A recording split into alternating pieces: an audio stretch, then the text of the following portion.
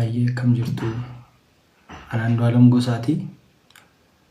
Dhimmiin har'a isin fuulduratti dhufe dhimmuma samoona kana miidiyaa irra deemaa jiru, sooshaal miidiyaa irra deemaa jiru kana isa kiriir isiniif gochuufan dhufe. Wanti jiru maali? Dhimmuma gumaa wal qabatee jirudha. Wanti jiru maali? Ani gumaa baasuus hin qabu. Harki koos kanarraa qulqulluudha. Uummanni Oromoo akkanaa beeku kan barbaadu jechuudha. Anis gadduma hamaa keessan jira. Gadda kiyyayyuu seeraan gaddachuu hin dandeenye. Wanta natti gale kana seeraan gadda kiyya taa'ee gaddachuu hin dandeenye. Mana hidhaan ture achii hoon bahummoo kun waanuma hamaa keessa akkasumatti tufuufiinsaan jira. Wanti nani isiitti balleesse yookaan isii miidhee hin qabu. Wanti gumaan baasus hin jiru.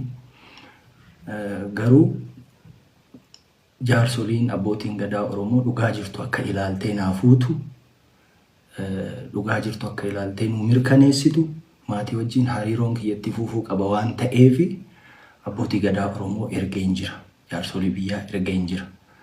Kan inaan ergee fi akka isaan anaaf yookaan nama kanan biraatiif dubbatan otoo hin taane anis dhugaan qabaa, haadha manaa kiyyaan dhabee dhugaa jirtu naa laalaa, dhugaa jirtu nuu ilaalaa jedhee tanan jaarsolii Oromoo, abbaa gadaa Oromoo erge.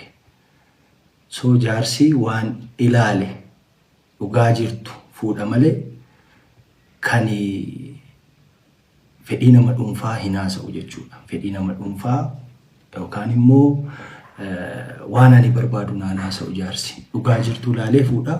Dhugaa jirtu sana immoo akka jaarsi ilaalee nu murteessu jaarsoliin waaqaa gaditti dhugaa baasuu irratti aangoos qabu.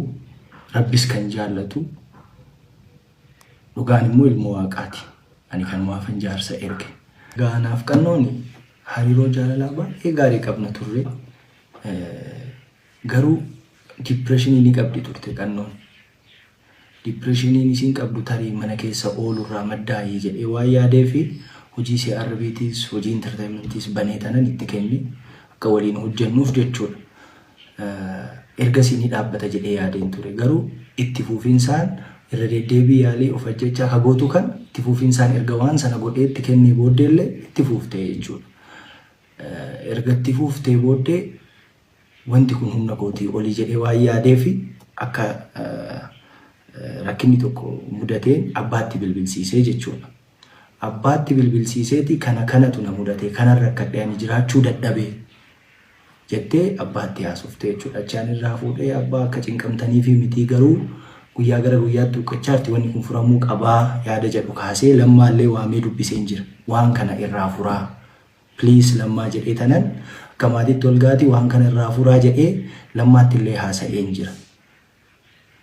Ergasii deebii namni kennees waan sana irratti illee namni haasa'ees wal argees hin jiru. Waa'ee mashii illee namni natti kaasellee hin jiru. Liiban immoo argee jira. Al tokko kophaa oolchee obboleessi jechuudha. Obboleessi kannoo al tokko immoo ana wajjin oolchine. Kan nama oolchu waaqa. Garuu immoo otoo waa argitu hin callistu. So yaalii of ajjeesuu yeroo adda addaa hinuma gooti.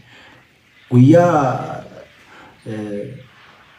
wanti kun natti galees walumaan oolle.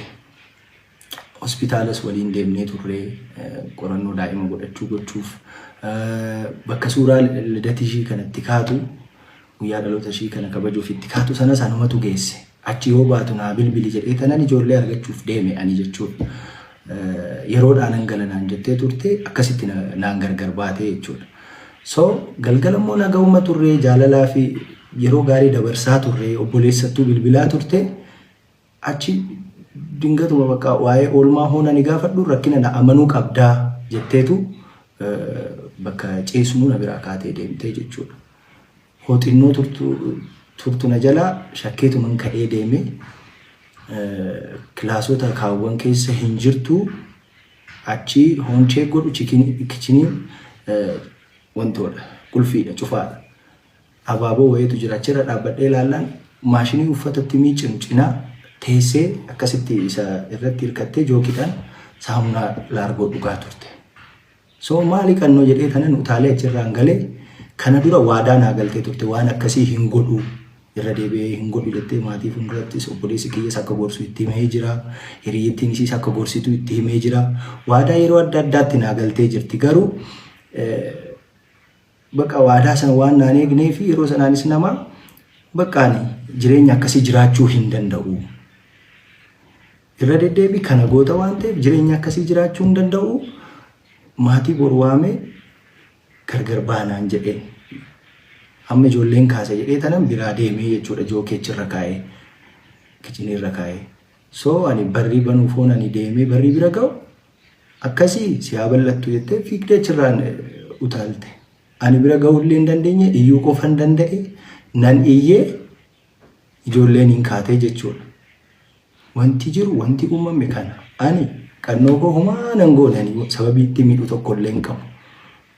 Akkuma isiniin jedhe waliin fiigee qabu dhiisi jechuu gorsuu akka ishiin jiraachuuf hamilee qabaattu wanta adda addaatiin deeggaruun ala wanti nan ishii godhe hin jiru.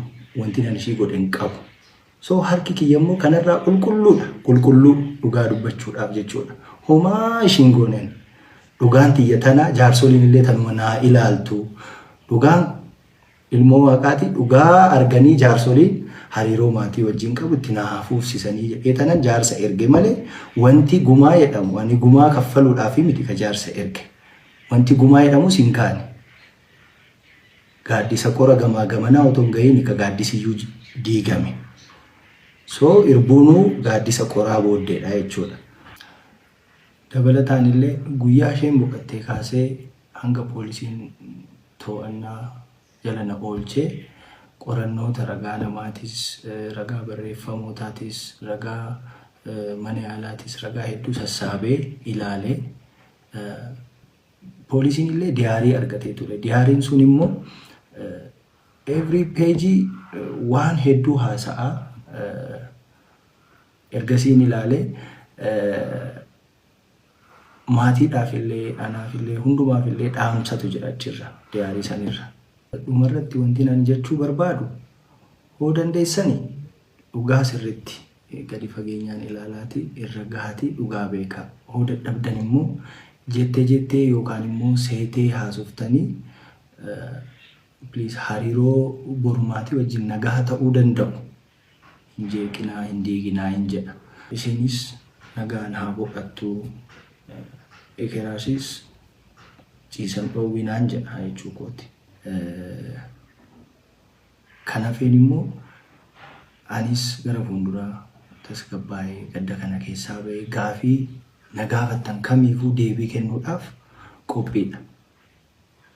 Kana waan ta'eef kanatti naa hubadhaa ulfaadhaa galatoomaa jiraadhaan jedhu uummata keenya naa jiraadhaa.